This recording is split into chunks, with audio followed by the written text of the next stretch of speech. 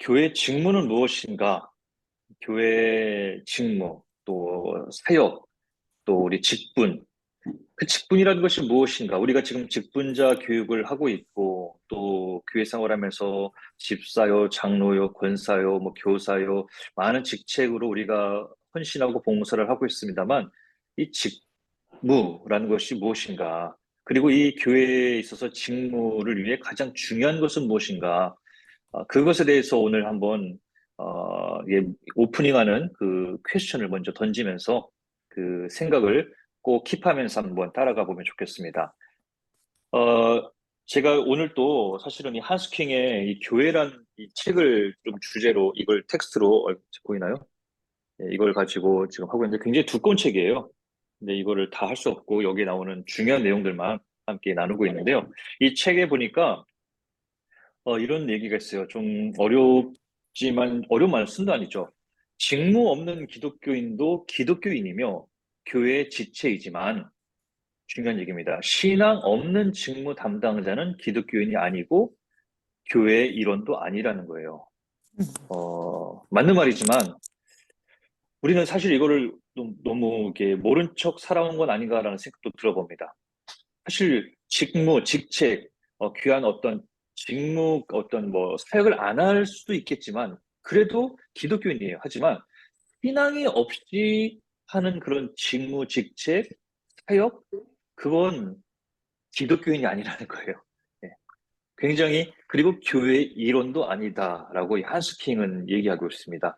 이것이 사실은 우리가 교회의 직무, 직책, 집사, 장로, 권사로서 사역을 했고 하고 있고 할 그 과정 가운데 있어서 가장 우리가 중요하게 마음에 좀 깊이 새겨야 될 주제가 아닐까 생각을 들어요. 그러니까 우리가 교회에서 봉사하고 또 직무와 또 이 직분을 맡아서 사역을 함에 있어서 가장 중요한 것은 바로 신앙이라는 것입니다. 믿음이 있어야 되고, 사랑이 있어야 되고, 고백이 있어야 된다는 것이에요. 그것이 우리 직분자들이 가져야 될 가장 중요한 그 필수 요소라는 것, 우리가 기억하면 좋겠고, 먼저는 예수님의 롤 모델을 한번 기억해 볼 필요가 있어서, 예수님께서는 대제사장이면서 중보자이신 분이잖아요. 그래서 이 대제사장이라는 것을 우리가 이미 구약 성경을 통해서 많이 익히 알고 있었고, 또 이 성경을 통해서 우리가 많이 이제 그동안 신앙적인 교육과 훈련을 해왔습니다만, 다시 한번 우리가 반복을 해본다면, 이 프리스트, 대제사장, 또 감독이라는 역할을 할 수 있겠고요. 또 이 헬라어 프레스비테로스라는 이 말을 보니까 연장자, 뭐 공동체 우두머리를 가리키는 말이 이 감독, 대지사장 그런 의미를 갖고 있다고 해요. 근데 여러분 구약 시대에 있어서의 그 사제는 대제사장은 제사 지내는 일을 감당하는 것이 보통의 이 사역이었어요. 근데 예수님 시대에 있어서의 예수님께서는 제자들을 사제로 부른 적은 없어요. 그러니까 제사장으로 부르지 않았다는 얘기예요. 예수님께서는요, 사제로서 제사를 지내는 제자들의 모습이 아니라 아버지 하나님께 복종하는 가운데 죽음의 길을 걸어간 십자가, 내 짐을 지고 자신의 십자가를 지고 고난의 길을 가는 그런 희생의 길을 제자들에게 주었다라는 것. 그것을 우리가 대제사장 대신 예수님께서 주셨던 말씀을 우리가 기억해 볼 수 있겠고요. 또 교회의 대제사장의 그 역할 가운데 어, 구약의 레위 지파에서 이 대제사장의 역할을 감당했었다면 신약 시대에서는 예수님과 또 예수님이 또 유다 지파 아니겠습니까? 또 이 히브리서 5장 4절 5절에 보면요. 이 존귀는 아무도 스스로 취하지 못하고 오직 아론과 같이 하나님의 부르심을 받은 자라야 할 것이라. 또한 이와 같이 그리스도께서 대제사장 되심도 스스로 영광을 취하심이 아니요 오직 말씀하신 이가 그에게 이르시되 너는 내 아들이니 내가 오늘 너를 낳았다 였고 그랬어요. 그러니까 이 예수님께서 유일한 대제사장이 이 신약 시대에 되었다라는 것, 그것을 우리가 다시 한번 기억할 필요가 있겠고요. 이어서 보시면 구약 시대 대제사장은 1년에 한 번 지성소에 들어가서 속죄일에 그 죄를 고백하지 않았습니까? 하지만 대제사장도 사람인지라 흠이 있고 또 죄를 지었으면 지성소에서 벌을 면하지 못했고요. 그리고 대제사장 할지라도 히브리서 5장 1절과 3절에 보면요. 자기도 연약에 휩싸여 있음이라 그런 고백이 있고요. 그래서 그러니 백성을 위하여 속죄제를 드림과 같이 또한 자신을 위하여도 드리는 것이 마땅하니라 그럽니다. 그러니까 대제사장, 구약 성경에 나와 있는 대제사장에게 있어서는 한계가 있는 거예요. 사도로서 그 직제로서의 한계가 있다. 하지만 그 모든 한계가 없는 분은 대제사장, 우리의 영원한 중보자 되신 예수 그리스도라는 것. 그것을 우리가 기억해 볼 필요가 있고, 그것이 예수님의 그 모델을 통해서 우리가 배우게 되는 그 직무, 또 우리가 직분, 그 역할을 예수님께서 가졌던 그 직분 가운데 하나가 대제사장 역할이 있었다면 또 하나는 중보자의 역할을 하셨다는 거예요. 이 헬러의 메시테스라는 이 헬라어는 가운데 있다라는 말을 뜻합니다.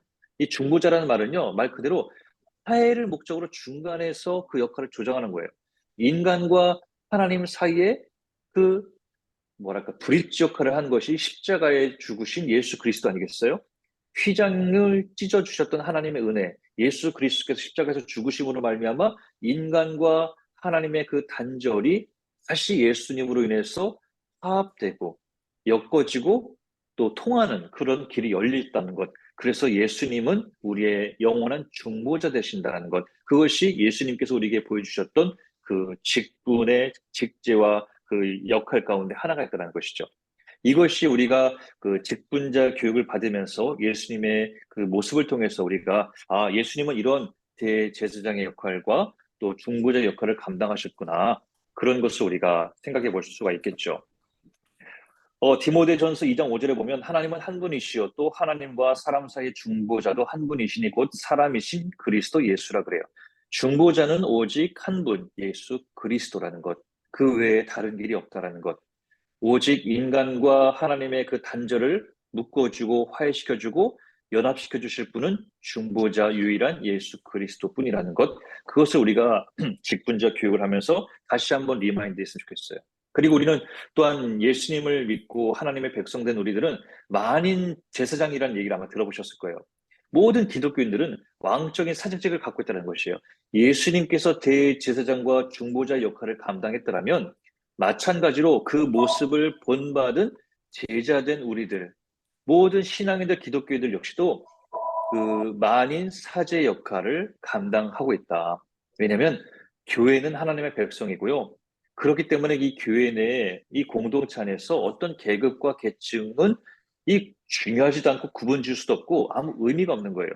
오히려 근본적으로 모든 믿는 자들이 교회이기 때문에 하나님의 백성들이고 지체들이기 때문에 그 안에 어떤 나눔과 또 계층과 또 분리는 있을 수 없다. 모두가 다 하나님의 백성들은 선택된 자들이고 거룩한 자들이고 제자들이고 형제들이라는 것. 모두가 왕적인 사제직을 그러니까 다시 말하면 오늘 우리가 공부하고 있는 교회의 직분자로서 직분을 다 갖고 있는 사람들이라는 거예요.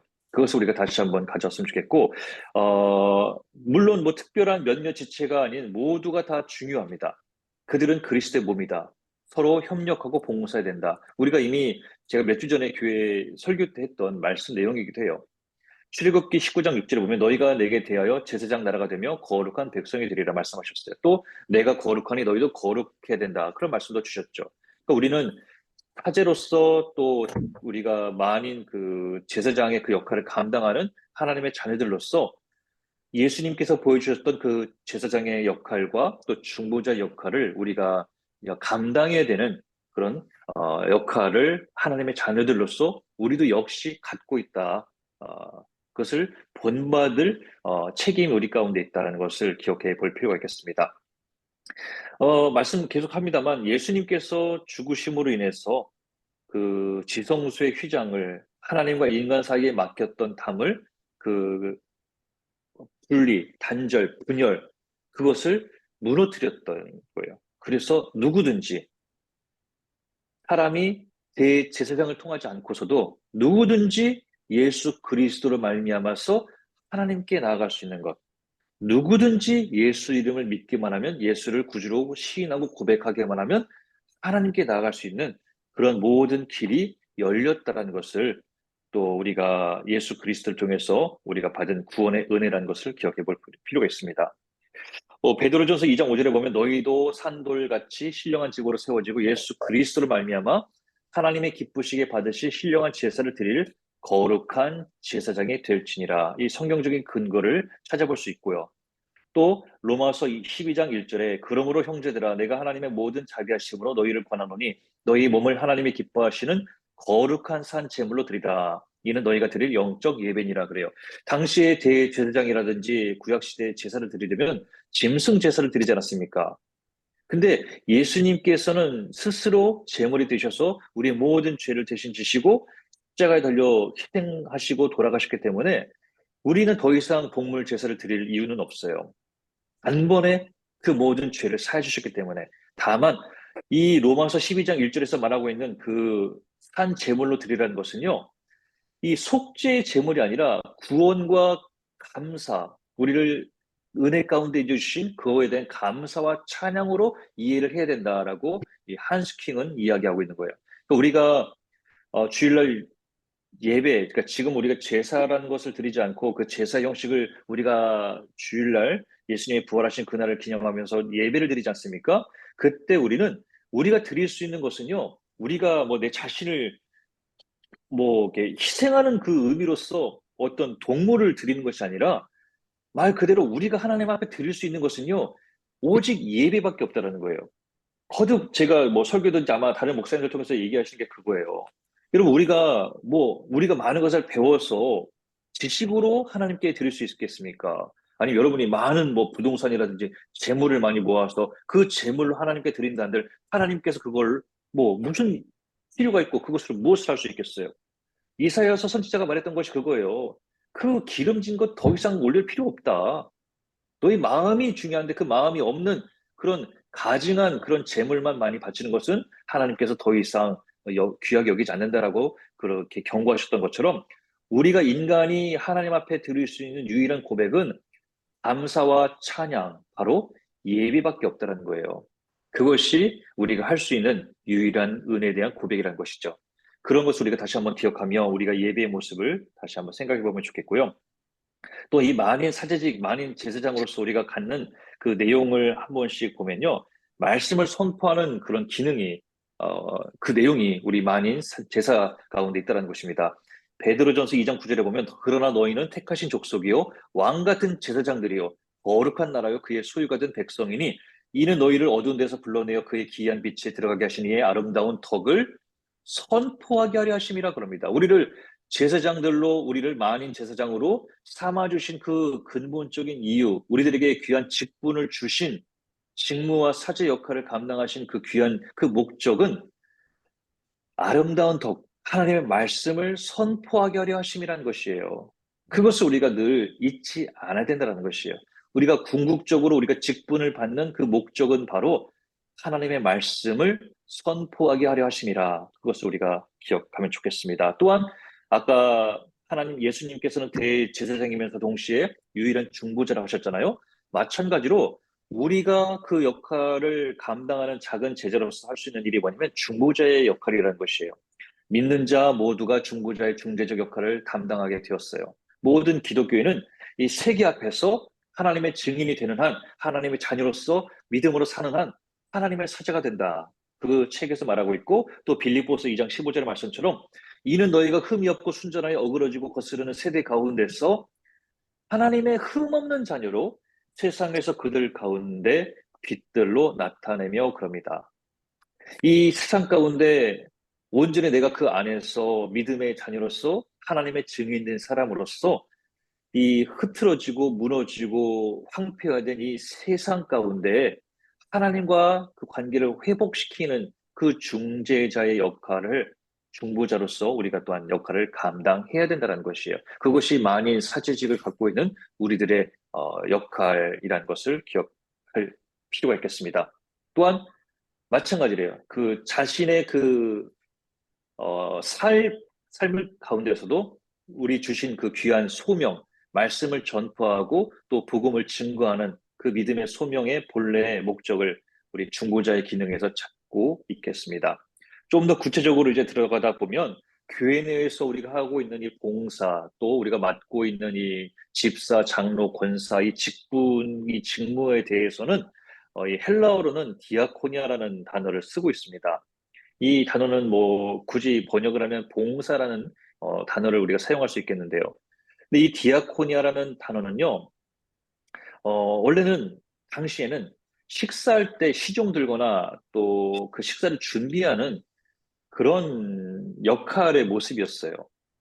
그러니까 우리가 교회에서 직분을 받는다, 어떤 직제를 행한다, 어떤 사역을 한다, 봉사한다, 그렇게 우리가 말을 할 때 성경 초대교회에서 가졌던 그 봉사, 이 직무에 관련된 그 본래적인 당시의 의미는 디아코니아입니다. 말 그대로 식사할 때 옆에서 도와주고 또 서빙하고 또 쿡하고 도와주는 그런 역할을 원래는 디아코니아의 그 개념의 첫 출발이었어요. 예수님께서도 이 누가복음 22장 26절과 27절에서 이 디아코니아의 그 봉사와 직무와 이 섬김의 의미를 이렇게 이야기합니다. 너희는 그렇지 않을지니 너희 중에 큰 자는 젊은 자와 같고 다스리는 자는 섬기는 자와 같을지니라. 앉아서 먹는 자가 크냐 섬기는 자가 크냐 앉아서 먹는 자가 아니냐 그러나 나는 섬기는 자로 너희 중에 있노라 말씀하셨어요. 예수님께서 대제사장이었고 또 중보자가 되셔 주셨지만 또 그의 생애의 3년간의 그 사역의 현장의 그 모습을 보면 섬김과 희생과 그 본을 온전히 보여주셨다는 것, 섬기는 자로 너희 중에 있었다는 것을 늘 우리들에게 제자들에게 말씀해 주셨죠. 말씀 그대로 예수님께서는요, 내가 아닌 사자를 위해서 온전히 존재했던 그 공생의 3년을 우리가 기억해 볼 필요가 있겠습니다. 그 예수님께서 보여주셨던 이 섬김과 봉사의 모습은 사랑의 봉사라는 거예요. 마태복음 20장 28절에서도 인자가 온 것은 섬김을 받으려 함이 아니라 도리어 섬기려 하고 자기 목숨을 많은 사람의 대속물로 주려 함이니라 말씀하셨잖아요. 그러니까 이 우리가 자녀된 자로서 또 직분을 감당하는 자로서 집사요, 장로요, 권사요, 어떤 사제직이든 어떤 역할이라 할지라도 우리의 그 권리, 또 우리의 지식, 우리의 경험, 우리의 자리, 위치, 그 모든 것들은 다 하나님의 이 믿음의 공동체 안에서 하나님의 나라를 위한 오직 봉사와 섬김, 사랑의 헌신뿐이라는 거예요. 그걸 우리가 이 직분자 교육을 통해서 다시 한번 그 본래 의미를 예수님의 말씀을 통해서 우리가 상기시켜 볼 필요가 있겠습니다. 계속해서 예수님께서 보여주셨던 그 섬김의 모습은 이 책 561페이지 이렇게 써 있어요. 봉사의 뿌리와 목적은 사랑이다 그래요. 요한복음 13장 1절에 보면 유월절 전에 예수께서 자기가 세상을 떠나 아버지께로 돌아가시게 되가 이런 줄 아시고 세상에 있는 자기 사람들을 사랑하시되 언제까지요? 끝까지 사랑하시니라 말씀하셨다는 거예요. 음, 끝까지입니다. 끝까지. 하다가 아이고 저 사람이 내 사랑 안 받아주네. 이렇게도 안 되네 저렇게 안 되네. 아이고 이제 그만하겠다 포기하는 것이 아니에요. 끝까지 사랑하신다는 것. 그것이 우리가 직분자 교육을 받는 우리들께서 예수님의 그 섬김의 디아코니아를 생각해 볼 때, 우리가 어떻게 타인을, 이웃을 사랑해야 될지 한번 더 깊이 생각해 볼 필요가 있겠습니다. 어, 초대교회 그 모습을 우리가 어떻게 디아코니아의 섬김과 희생의 모습을 우리가 사도행전 2장에 나와 있는 초대교회 모습을 우리가 생각해 볼 필요가 있겠고요. 여기 빨간색만 제가 읽어보면 모든 이는 자신에게 주어진 소명과 받은 은사대로 다른 이를 섬겨야 한다. 그러고요. 베드로전서 4장 10절과 11절 말씀을 보면 각각 은사를 받은 대로 하나님의 각양 은혜를 맡은 선한 청지기 같이 서로 봉사라. 만일 누가 말하려면 하나님의 말씀하는 것 같이 하고 하나님의 말씀을 말하는 것 같이 말을 해야 된대요. 또 누가 봉사하려면 하나님의 공급하시는 힘으로 하는 것 같이 하라. 이는 범사의 예수 그리스도로 말미암아 하나님이 영광을 받으시게 하려 함이라 그랬어요. 굉장히 중요한 말이에요, 여러분. 베드로전서 4장 말씀이요. 우리는 저도 마찬가지입니다만 늘 우리가 진짜 민감하고 조심해야 될 것이 보상 심리라고 제가 거듭 말씀하지 않습니까? 음, 내가 이만큼 하고 있는데 내가 이른 아침부터 성가대에 수고하고 주방에서 뭐하고 교사로 뭐하고 30년을 섬겼는데 정말 신앙생활을 하면요 많이 하시는 말씀들이 그거예요. 내가 이 교회를 몇십 년 했는데 몇십 년 섬겼는데 몇십 년 다녔는데 음, 그 말의 의미는 뭐예요? 그런데 어떻게 나한테 이럴 수 있냐? 어, 그 섬김과 헌신과 수고와 그 봉사 가운데는 알지. 보상의 심리가 우리 가운데 은근히 내 안에 작용하고 있다는 것이에요. 이만큼 하면 하나님께서 큰 은혜 축복 주시겠지. 그런 마음을 다시금 오늘 직분자 교육을 하면서 베드로전서의 말씀처럼 하나님이 영광을 받는 거예요. 나는 그저 하나님 앞에 쓰임 받는 것입니다. 그리고 우리가 이 선한 청지기처럼 이 직분자로서 말을 해도요, 어, 하나님의 말씀을 하는 것처럼 말을 하는 거예요. 그러니 우리 말이 얼마나 거룩한 말씀을 해야 되겠습니까? 그리고 봉사를 하려고 해도요, 하기 싫은데 억지로 하는 게 아니에요. 음, 네. 정말 저는 하기 싫은데 어쩔 수 없이 체면 때문에 시키니까 눈치가 보여서 하나님의 일은 하나님이 주시는 그 공급하시는 힘으로 일을 해야 되는데 억지로 떠밀려서 누가 시켜서 눈치 때문에 체면 때문에 보는 이가 많아서 그런 직책과 직무는 이 베드로전서의 말씀대로 한다면 하나님의 공급해 주시는 힘으로 하는 것이 아니라는 것이죠. 네. 내 힘도 아닌 것 같아요. 음, 그러니까 우리가 이 직분자 교육을 하면서 다시 한번 우리가 생각해 보면 좋겠어요. 그리고 하나님의 일을 하면요. 이 베드로전서의 말씀처럼 하나님이 그에 맞는 힘을 주세요. 그리고 거기에 맞는 하나님께서 지혜를 주시고 모든 처지와 형편을 하나님께서 온전히 풀어주시고 또 해결해 주신다는 거예요. 하나님의 일을 하겠다고 내가 하는데 하나님이 그걸 가만히 막아 두겠습니까? 그래서 우리가 이 직분자 교육 가운데 너무 염려하지 마세요. 모세도 하나님의 그 귀한 사명을 받았을 때 얼마나 두렵고 떨렸습니까? 입술에 그 말이 어두나가겠지만 주변에 아론과 훌이라든지 함께 동역하는 사람들 또 붙여주지 않습니까? 그리고 우리는 교회 일, 하나님의 일은 혼자 하는 것이 아니에요. 함께 돕는 사람들과 함께 협력하여서 하나님의 일을 감당하는 것이기 때문에 너무 걱정할 필요도 없고요. 또 그만큼 걱정되면 기도하고요. 겸손히 하나님께서 그에 맞는 역할과 힘과 능력과 건강을 주신다라는 그 믿음으로 감사하는 마음으로 그렇게 하나님을 위해서 하나님께 영광 돌리게 하기 위해서 우리가 그 직분과 사명을 감당하면 좋겠습니다.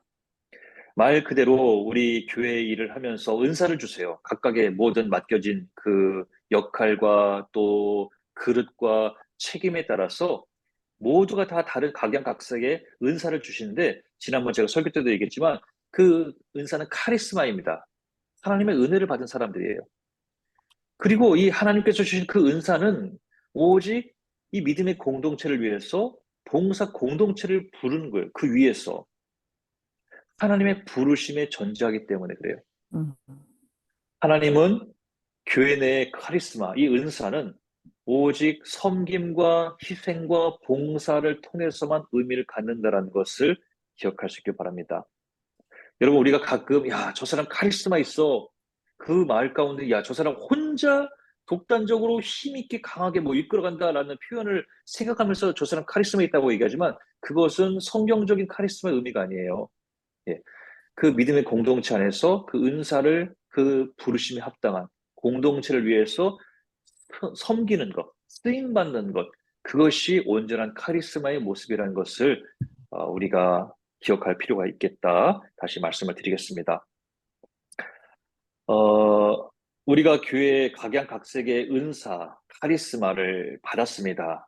그것은 교회의 어, 성령 안에서 소명의식을 일깨우는 사람들을 말하는 것이고, 사도로서, 선지자로, 교사로, 전도자로, 목회자, 집사, 그 모든 교회의 믿음의 공동체 안에서, 심지어는 일상의 생활 속에서 하는 우리의 세상적인 그 직업까지도 다 하나님이 주신 그 은사라는 것을 기억할 볼 필요가 있고요. 그리고 그런 맡겨진 은사, 그런 섬김을 통해서 더욱 하나님 앞에 나아갈수록 그 섬김이, 그 헌신이, 수고 봉사가 더 귀해진다. 라는 것을 기억하실 수 있길 바랍니다. 여기 책에 보니까 이런 얘기가 있어요. 여러 우리가 은사 중에서 선지자로서, 사도로서 많은 것들이 있지 않습니까?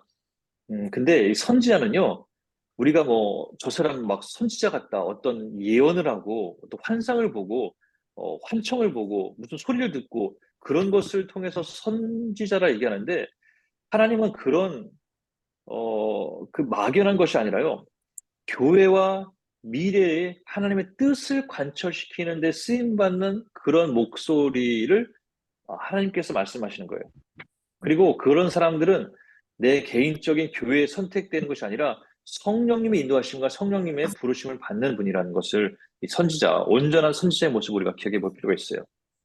가끔 보면 우리 이단의 그 앞에 있는 분들 가운데 내가 자칭 예수다, 뭐 내가 뭐 안산홍, 뭐 또 뭐 신천지, 뭐 이만희, 뭐 이런 사람들 있잖아요. 예. 내가 무엇을 보았다. 근데 그것이 자기가 어떤 뜻한 바를 이룬 것이 아니라 그것은 온전한 환상과 그 음성이 아니에요. 음, 오직 성령의 부르심을 받아야 되는 거예요. 그리고 하나님의 뜻을 드러내야 되는 책임이 그 안에 있는 것이에요. 그것을 우리가 좀 분별할 줄 알았으면 좋겠어요. 그리고 교회 내에서 활동하는 직책, 그 은사 가운데 교사가 있어요. 여기서 말하는 교사는 교학교의 그런 선생님, 교사를 말하는 것은 아니고요. 말씀을 선포하는, 가르치는 어떤 목회자적인 그런 직책과 은사로서의 교사를 말하는 거예요. 음, 복음을 전하고 또 하나님의 말씀을 해석하고 또 각 시대에 맞는 우리 리치몬드 21세기 2023년도 11월을 살아가는 우리 한인 장로교회 이 커뮤니티 안에 필요한 말씀으로 해석하는 그런 교사의 역할. 아, 당시에는 헬라 시대, 신약 시대는 랍비들이 이런 기능을 했겠지만 오늘날의 이 교사의 직분과 은사는 목회자들에게 해당하는 그런 얘기가 되겠죠. 그리고 이 성경에 보면은 감독이란 말이 나오는데요. 그것은 장로와 목사, 이게 뒤에 다시 얘기를 하겠습니다. 다시 넘어가고, 그 빌립보서 1장 1절에 보면요. 그리스도 예수의 종 바울과 디모데는 그리스도 예수 안에서 빌립보에 사는 모든 성도와 또한 감독들과 집사들에게 편지하노니 그래요. 여기 보니까요, 교회 직분이 나뉘잖아요. 모든 성도가 있고요. 그리고 감독이 있고요. 감독들, 또 집사들이 있다라는 거예요. 그러니까 이것이 초창기 교회 가운데 바울이 세웠던 교회 가운데 나눠졌던 그 직책, 직무들의 모습을 우리가 볼 수 있겠죠. 그런데 그 당시 있었던 이 집사들의 그 모습은 뭐냐면 이 책에서 설명하고 있는 것은 처음에 아까 제가 디아코니아는 그 식탁에서 도와주는 그런 헬퍼 역할을 했던 것이 디아코니아의 아, 그 섬김이라고 얘기했지 않았습니까? 음, 그처럼, 어, 그 뒤에 이 초대교회 모습들은 그 모습 그대로, 그 마인드 그대로 가난한 자들을 돌보는 일들, 또 물질적인 것에 대해서 염려하는 일들이 그 당시에 이 디아코니아, 그 집사님들에 대한 책임으로 이어지게 되었던 초창기의 그 직분의 당시의 그 배경을 우리가 볼 수 있겠어요. 사도행전 20장 28절과 35절에 보면, 이 장로의 역할과 내용에 대해서 나오는데요. 제가 너무 많아서 쭉 읽지는 않고 첫 부분만 읽어볼게요. 여러분은 자기를 위하여, 잠깐만, 또는 온 양떼를 위하여 삼가라. 성령이 그들 가운데 뭐라고요? 여러분을 감독자로 삼고 하나님이 자기의 피로 사신 교회를 보살피게 하셨느니라 그래요. 그리고 내가 떠난 다음에 그 교회의 양들을 잘 보살펴라라는 그 사도행전 바울의 말씀인데요. 여기서 보면 가만히 보면 제가 빨간색으로 여러분들을 감독자로 세웠다라는 것은 다시 말하면 장로님들, 장로로 세웠다라는 것. 다른 말로 말하면 목회자로 세웠다라는 것. 그 당시에 감독자, 목회자, 장로를 같은 급의 역할과 책임과 그 직무로 봤었어요. 그러니까 우리 PCUSA 제가 첫 시간에 성례전의 장로가 있고 그다음에 그 사역 장로가 있다고 하지 않았습니까? 기억나세요? 예, 그것처럼 당시에 이 감독이라는 감독 감독이라는 그 바울이 말하는 이 감독의 역할을 바로 성례전에 이 사역자, 그 감독, 장로를 말하고 또 하나는 또 교인들을 양육하고 보살피고 기도하고 훈육하고 치리하는 이 사역 장로, 예, 사역 장로의 역할을 우리가 기억해 볼 필요가 있겠습니다. 그게 바로 장로의 그 포지션 역할이에요. 여기 보면 제가 요약을 하면 장로들은 이단의 가르침에 대해서 사도의 전통을 지키는 거예요. 교회 공동체 안에서. 그리고 공동체가 이단에 빠지지 않도록 늘 말씀에 온전히 서 있는지 살피는 역할과 책임이 있는 것이고요. 온전히 믿음의 양떼들을 인도하는 그 역할이 장로들에게, 이 장로는 마찬가지로 목사와 사역 장로가 다 포함된다는 얘기입니다. 그 책임이 이 장로들에게 있다는 것을 기억하겠습니다. 디모데전서 5장 17절에 보면 잘 다스리는 장로들은 더블로 배나 존경할 자로 알되 말씀과 가르침에 수고하는 이들에게는 더욱 그리할 것이니라 말씀을 줍니다. 그러니까 우리 장로님들, 뭐 목회자도 마찬가지겠지만 존경받으려면요 더 가르침에 어, 더 열심, 이 가르친다는 얘기는 어떤 티칭을 말하는 것이 아니라 교회를 위해서 또 성도들을 위해서 기도하고 또 보살피고 또 관심 갖고 또 살펴보는 그 모든 미니스트리 목양이 이 안에 다 담겨 있는 거예요. 그것을 잘 할 때 그때 존경받게 된다는 것이죠.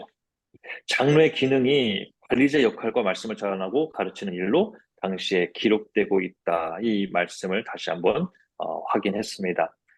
또 베드로전서 5장 1절과 4절에 보면 읽어볼게요. 너희 중 장로들에게 권하노니 나는 함께 장로된 자요. 바울도 자신도 장로 역할을 하고 있다는 것이죠. 그리스도의 고난의 증인이요. 나타날 영광에 참여할 자니라. 너희 중에 있는 하나님의 양 무리를 치되 억지로 하지 말고 하나님의 뜻을 따라 자원함으로 하며 더러운 이득을 위하여 하지 말고 기꺼이 하며 맡은 자들에게 주장하는 자세를 하고 하지 말고 양 무리의 본이 되라. 그리하면 목자장이 나타나실 때 시들지 아니하는 영광의 관을 얻으리라 말씀하고 있어요.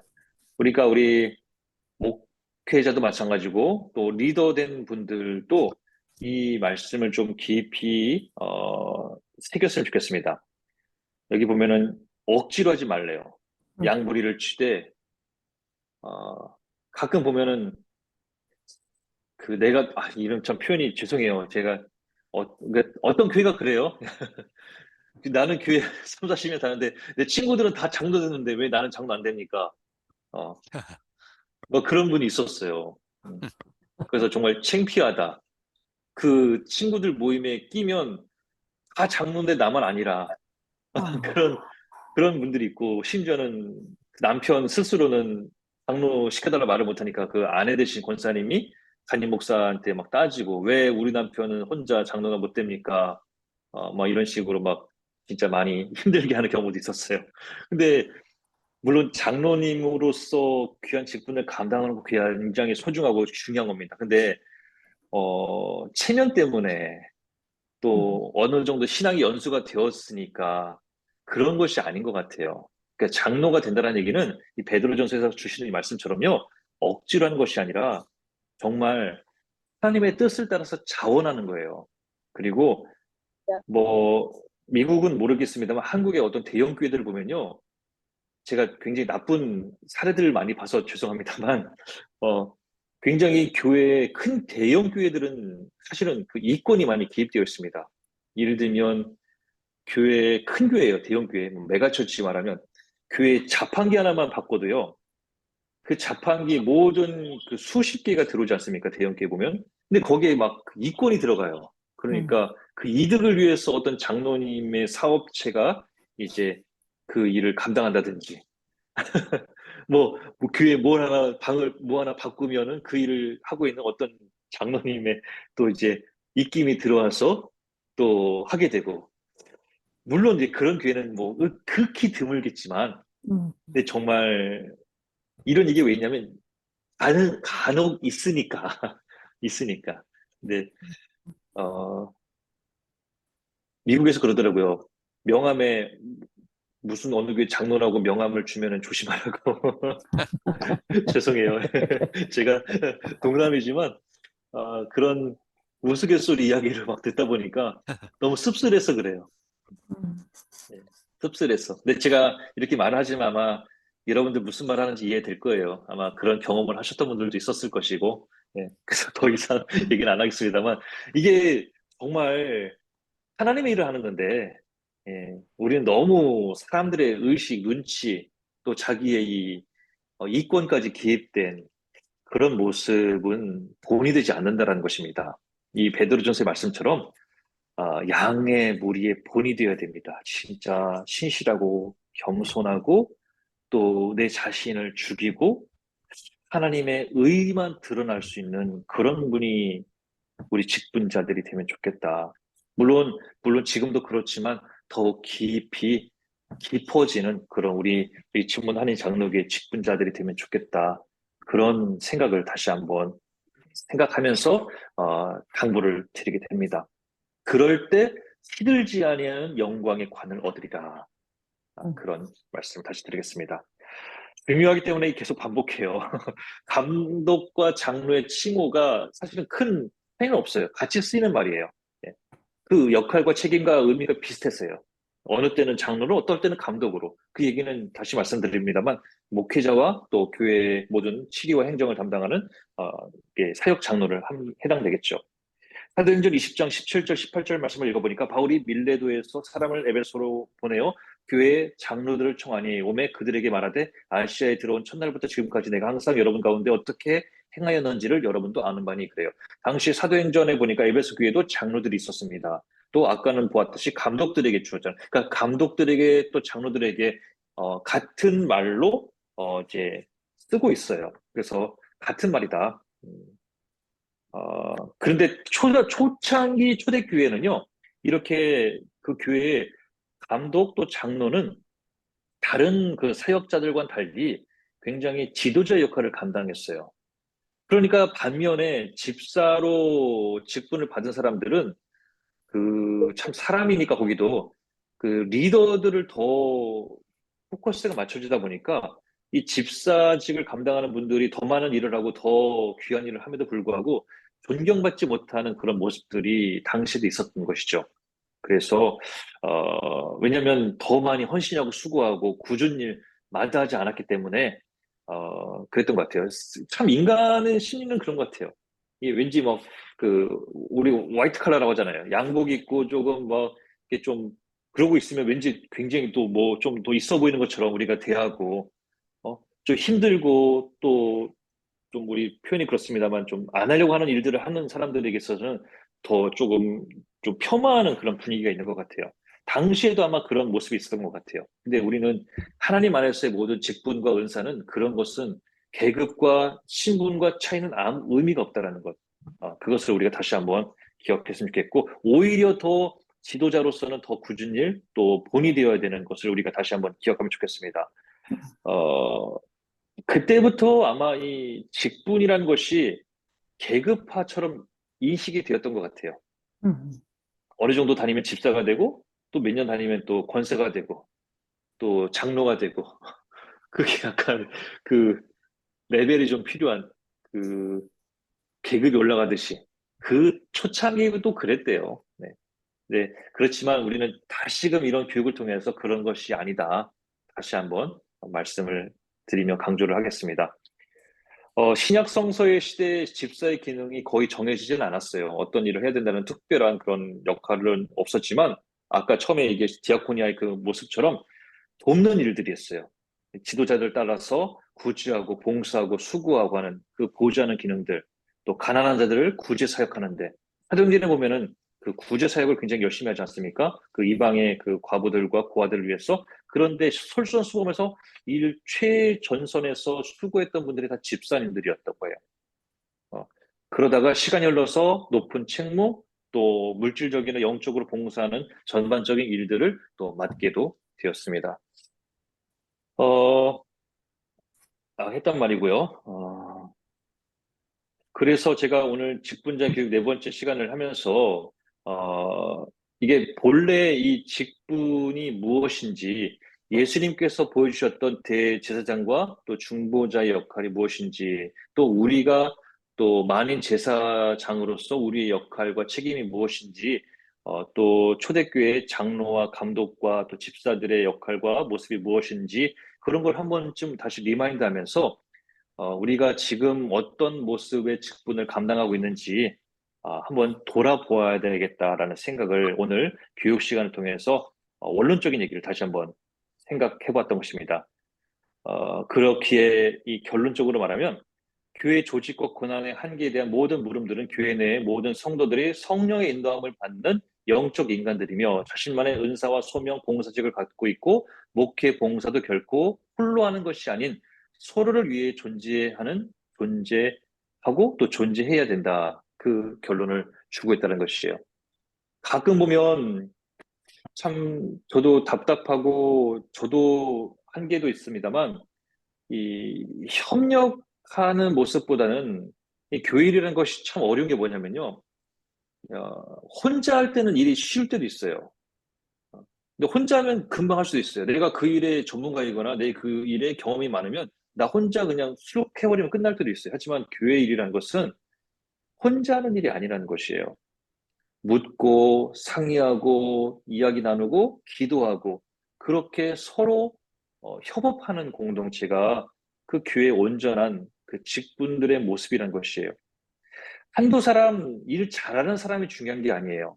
일 못해도 혼자서 열 걸음보다는 열 명이 한 걸음 가는 것이 이 믿음의 공동체 안에서는 더 소중하다라는 것, 그것을 우리가 다시 한번 직분자 교육을 이제 가지면서 생각을 해봅니다.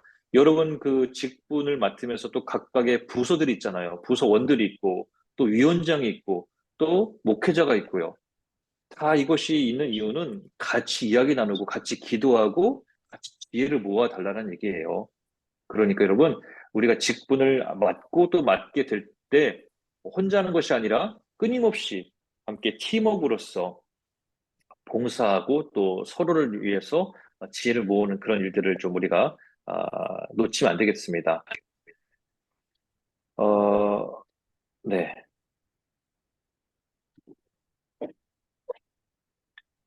디모데후서 1장 6절 말씀에 그러므로 내가 나의 안수함으로 네 속에 있는 하나님의 은사를 다시 불일듯 하게 하기 위하여 너로 생각하게 하노니라고 이 바울은 디모데를 통해 주신 말씀 가운데 있어요. 이 말씀이 사실은 여러분들에게 주는 말씀으로 저는 믿고 또 확신하고 또 권면드리고 싶습니다. 어, 여러분에게 직분을 준다라는 것, 여러분에게 직분이 맡겨졌다라는 것은 다시 여러분 가운데 있는 그 불씨, 첫 신앙, 하나님을 향한 그 뜨거운 감사와 은혜, 그 은사를 다시 불릴 듯 하기 위해서 너를 생각해서 다시 그 직분을 맡긴다라. 그것을 우리가 다시 한번 기억했으면 좋겠어요. 여러분, 솔직히 신앙생활 한두 해 해오신 분들이 아니잖아요. 그러니까 여러분 그동안 조금은 식어지고 또 소홀히 했던 교회의 직분과 또 사역이라면 이런 직분자 교육을 통해서건 또 앞으로 맡겨지는 교회의 사역이라든지 또 하나님의 뜻을 위해서 이 디모데 후서를 주셨던 이 말씀처럼 다시 불릴 듯 그 하나님의 은사를 일깨기 위한 그런 귀한 기회다라고 생각을 하고 어, 매일매일 소명과 은사를 새롭게 발견하고 또 감사하고 그 일에 쓰임 받는 그런 저도 그렇고 여러분이 되면 좋겠습니다. 안 가져왔어? 이거는 가져올게. 자기 텔레폰 안 가져왔어. 아니, 네. 혹시 이거 뮤트를 해줄 수 가져왔지? 있으실까요? 자기 들은 가져갔어. 자기 텔레폰 안 이거 가져왔잖아요. 게스트로 돼 있어가지고 이게 뭐가 네, 제가 했습니다. 네. 네. 제가 이제 저 혼자 화면을 혼자 보고 떠들다 보니까 제가 네, 그게 자, 이렇게 오늘 마지막으로 현재 직무 질서의 역사적 근원을 지금 그래서 되돌아본 거예요. 그것이 우리가 왜 직분을 맡았고 이게 무엇인지에 대해서 조금 그 역사적인 그 출처랄까? 성경에서는 이 직분에 대해서 뭐라고 말하는지를 우리가 좀 다시 한번 기억하고 확인할 필요가 있어서 오늘 이런 직분자 교육이 아니면 다시 하기가 또 쉽지 않거든요. 그래서 다시 한번 이런 시간을 통해서 함께 우리가 나눴고요. 그렇다면 우리의 모습은 어때야 될지, 앞으로 우리가 직분자로서 가져야 될 모습들은 무엇인가 한번 우리가 생각을 해보겠다라는 것이에요. 어, 지금 뮤트가 돼 있습니다만, 여러분 혹시 화면 보이는 그 성경 구절을 한번 세 절이니까 한번 같이 읽어보면 좋겠습니다. 뮤트 한 상태로 괜찮아요. 시작. 모든 모든 것이 것이 하나님께로서 하나님께로서 났으며 났으며 그가 그가 그리스도로 그리스도로 말미암아 말미암아 우리를 우리를 자기와 자기와 화목하게 화목하게 하시고 하시고 또 또 또 우리에게 우리에게 우리에게 화목하게 화목하게 하는 하는 직분을 직분을 주셨으니 주셨으니 곧 곧 하나님께서 하나님께서 그리스도 안에 그리스도 안에 안에 계시사 계시사 계시사 세상을 세상을 자기와 자기와 화목하게 화목하게 하시며 하시며 그들의 그들의 죄를 그들에게 그들에게 돌리지 돌리지 아니하시고 아니하사 아니하시고 화목하게 화목하게 화목하게 하는 하는 하는 말씀을 말씀을 말씀을 우리에게 우리에게 우리에게 부탁하셨느니라. 부탁하셨느니라. 부탁하셨느니라. 그러므로 그러므로 우리가 우리가 그리스도를 그리스도를 대신하여 대신하여 자신이 되어 자신이 자신이 되어 되어 하나님이 우리를 우리를 우리를 통하여 통하여 통하여 너희를 너희를 너희를 권면하시는 권면하시는 권면하시는 것 것 것 같이 같이 같이 그리스도를 그리스도를 그리스도를 대신하여 대신하여 대신하여 간청하노니 간청하노니 간청하노니 너희는 너희는 너희는 하나님과 하나님과 하나님과 화목하라. 화목하라. 화목하라. 아멘. 아멘. 아멘. 네, 감사합니다. 우리 화면을 전체 음. 화면으로 돌리겠습니다. 마지막 그 말씀처럼 많은 직분이 있지만, 은사가 있지만, 사실은 궁극적으로는 그 일을 통해서 그리스도 안에서 화목하게 하라라는 귀한 사명으로 우리가 받으면 좋겠다라는 생각을 갖습니다. 여러분을 통해서, 여러분의 사역을 통해서, 여러분의 삶의 자리 가운데 또 교회 안에서 화목해져야 되는 거예요. 그것이 하나님 주신, 우리에게 주신, 나에게 주신 귀한 직분, 그 역할과 책임이라는 것을 다시 한번 기억하면 좋겠습니다.